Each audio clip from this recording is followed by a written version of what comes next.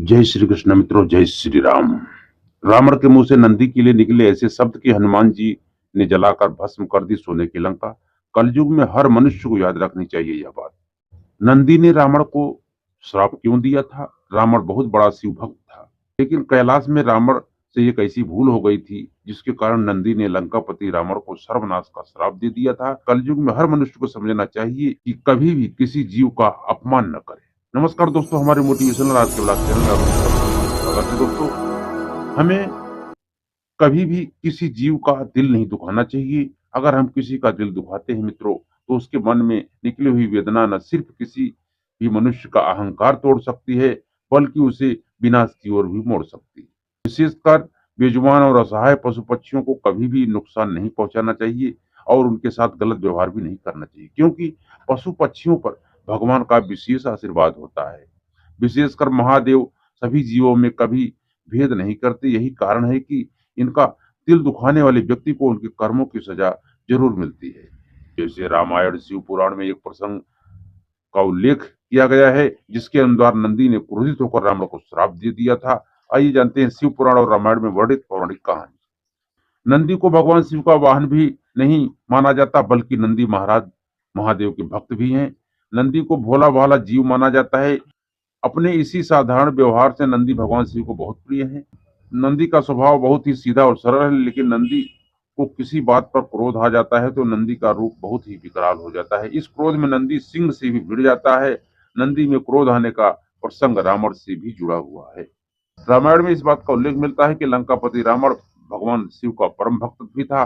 जब रावण ने सोने की लंका अपने भाई कुबेर से छीनी थी, तो उसने कैलाश पर्वत पर जाकर अपने शिव को लंका में बसने की प्रार्थना भी की थी, लेकिन मोह माया से दूर रहने वाले भगवान शिव रावण के निवेदन को स्वीकार नहीं किया था।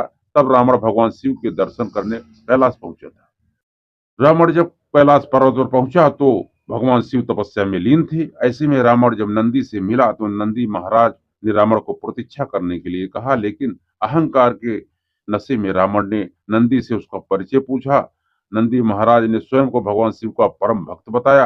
रावण ने जब नंदी को यह कहते सुना कि वो महादेव के भक्त हैं, तो रावण को क्रोध आ गया, क्योंकि रावण अपने आप को शिव का सबसे बड़ा भक्त मानता था।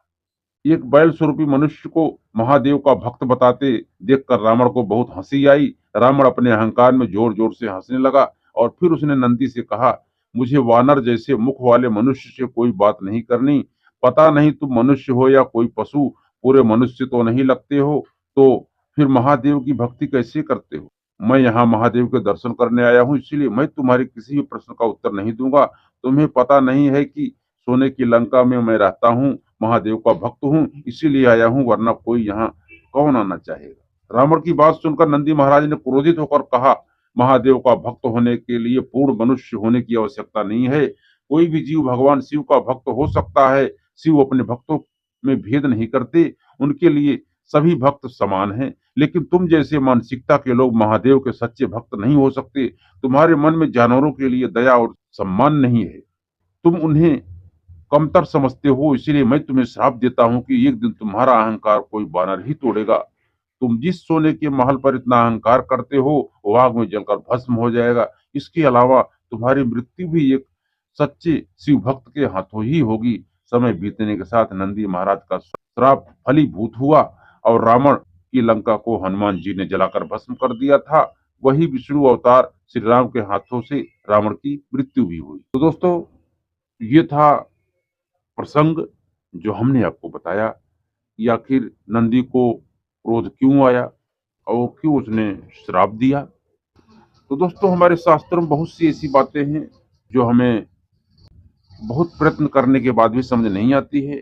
ये बातें हमारे शास्त्र पुराण के जानकार जो बड़े बड़े विद्वान हैं, जैसे हमारे बहुत बड़े बड़े यूट्यूबर भी हैं, बहुत से अच्छे वीडियो बनाते हैं, जैसे कि अपने आप हो गए डिवाइन टेल्स और मिस्टीरियस हिंदू, प्राचीन ज्ञान, बहुत से हैं जो अपने अपने हिसाब से बनाते हैं। दोस्तों, हम भी अपने हिसाब से बनाते हैं, आपको समझाने का प्रयास करते हैं। अब आपको अच्छा लगे न लगे, वो तो भगवान के ऊपर से, भगवान की माया है। अगर वायरल होना रहता है तो एक दो में ही हो जाता है, नहीं तो आदमी मेहनत करता रहता सारी जिंदगी, क्या करे, प्रयत्न जारी रहता है। दोस्तों आशा करता हूँ कि वीडियो आपको अच्छा लगा हो। यदि वीडियो आपको अच्छा लगा हो तो हमारे वीडियो को लाइक कर देना और चैनल में यदि आप लोग नए हैं तो चैनल को सब्सक्राइब करके बेल आइकन को जरूर प्रेस कर देना ताकि हमारा अगला नोटिफिकेशन आपको मिलता रहे। तो मिलते हैं दोस्तों अगले वीडियो में। तब तक आप लोग खुश रहे, मस्त रहे, आनंद में रहे। यही हमारे दिल से सबके लिए शुभकामना है। जय श्री कृष्णा मित्रों, जय श्री राम।